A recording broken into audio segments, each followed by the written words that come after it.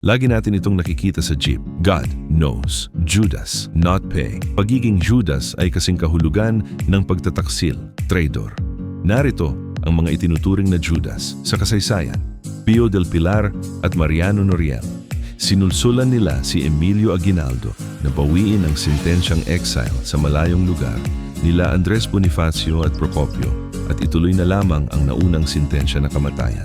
Apolinario Alcuitas, isang aide-de-camp, pinagtaksilan at pinatay niya ang revolusyonaryong Cebuano na si Leon Quilat, Teodoro Patino. Miyembro ng Katipunan na nagbulgar sa sikretong grupo ng Katipunan at nooy umabot sa kaalaman ng praileng si Father Mariano Gil, Januario Galut. Naging informante at guide ng mga sundalong Amerikano sa bundok para makorner at mayari sila General Gregorio del Pilar, Macabebes Scouts.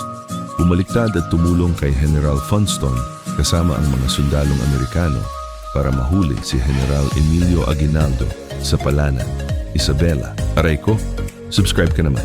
Gmat Salab. Bounce na ako sa...